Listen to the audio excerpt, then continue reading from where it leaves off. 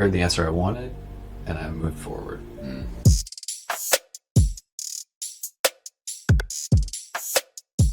So, I suppose your dad traveled a lot when you were growing up. Mm-hmm. Would you say that had an impact on how you view what you're doing now? 100%, yeah. So actually, when I first started flying, my goal was to fly for the Air Force. So I was going to join the Air National Guard and be a military pilot. And this was several years ago, before we were trying to have kids, before Julie was pregnant, obviously. Yeah.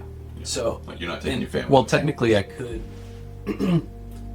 Julie could move with me to, wherever we're going, Columbus, Mississippi, or Laughlin and where's it? Del Rio, or Enid, Oklahoma. So you're gonna live there for a year. Places. Yeah, the best. You're gonna live there for a year, and she's not gonna know anybody. She's gonna be alone most of the time. Right. You've She got was early not mornings interested. to late nights. Yeah. And anyway, I'm trying not to make it like a super long story, but I had an office job. I was a graphic designer. That's what I went to college for.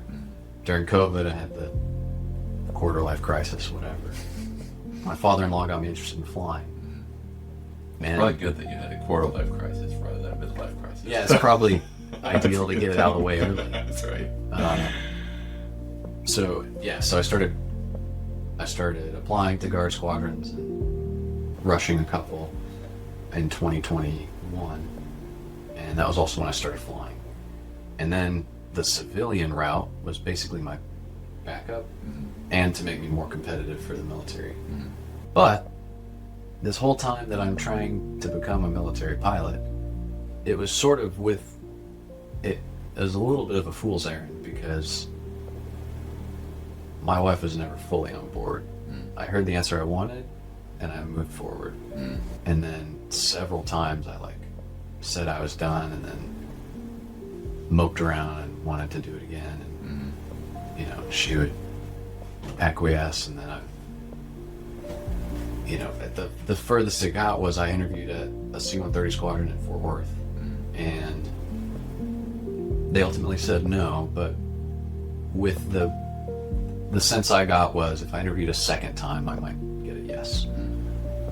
And we were living in Delaware, and I interviewed at that squadron in January of last year, and when I came home, Julie told me she was pregnant. And so then it was like, maybe I shouldn't. If I get hired, I'm going to spend either my son's first year or second year going, basically. Yeah. And I mean, you're kind of home in the evenings, but they're like 12-hour days.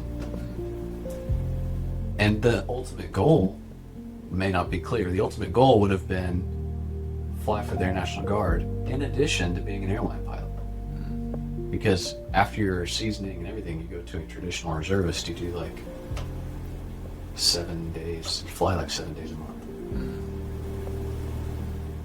But now... So you would end up working for the airlines anyway. Right.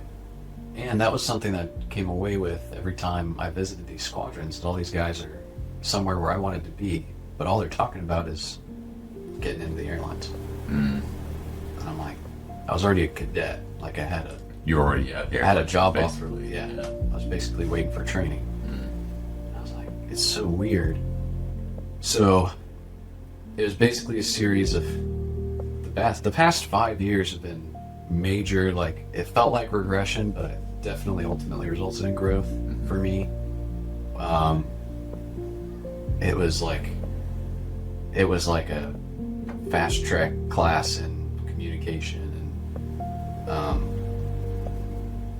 recognizing how selfish I was being, and then learning how to do what's best for my family. So now I'm just coming out of that, being content, which it's preposterous when I look at it detached, but learning to be content with this incredible job that I have, because it's not the exact one I thought I wanted.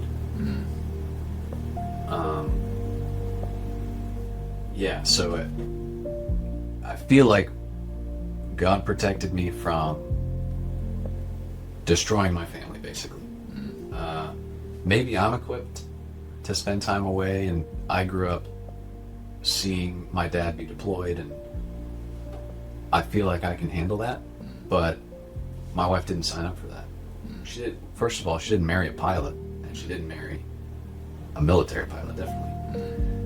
And even though her dad was a military pilot, he had a reserve job at a training squadron where he was basically home every night.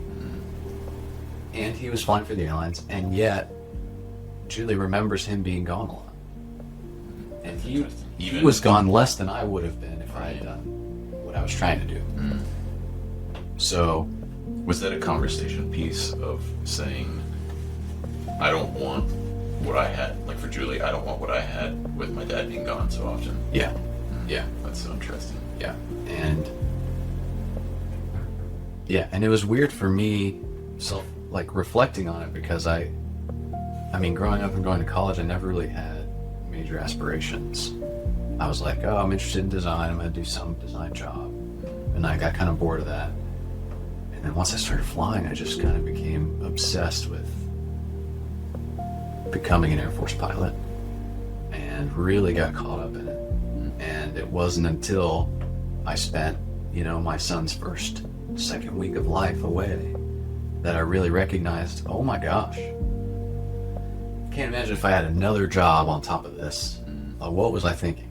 You'd never be home. Yeah. Wow. Some people do it. Maybe they have strong families, I don't know. But I know that wouldn't have been good for us. And so I'm really grateful for where I am to bring that long story to a conclusion. I feel like I'm finally, even just as recently as the beginning of this year, essentially. This morning. Yeah. An hour ago. I'm arriving at what I feel like is a healthy mentality about my job and my future job, which is this one that I'll be doing for a long time, and what it means for my family and how I should go about prioritizing those things. Would you say that you learned to prioritize your family in a tangible way? Is that absolutely, yeah. Okay. And even as I was experiencing these extremely self-centered, very American values of pursuing some major ambition, wanting to be something special, whatever, I was recognizing, why am I doing this? This is so not who I wanted to be, but you looked at yourself from the outside, yeah. I don't think that's what I want. Really. Yeah, but I couldn't shake it. I was kind of the desire. Right. I'm oh well, if we just waited to get pregnant, or if I'd started this process earlier, or whatever. I just wanted to be at the end result. I wanted to be this certain guy, and it's been an arduous journey letting go of that, and being able to look back specifically at 2024. I'm seeing from the start of airline training in late April, I could probably count on my hands the number of times I was at church because I was away, definitely every Sunday, and away from home for months at a time, and just realizing wow, I've just been really out of the word, out of dialogue. What would you say? So you looked at yourself and you thought, I don't really want to be that, even though I want that ambition, I want that status maybe, I don't want that lifestyle, really. Yes. So what is it that when you think about, if you were to picture yourself from the outside, what do you want? What is the thing that you think is actually good that you're pursuing now differently than your career? it just comes back to I want to be a great husband and a great father.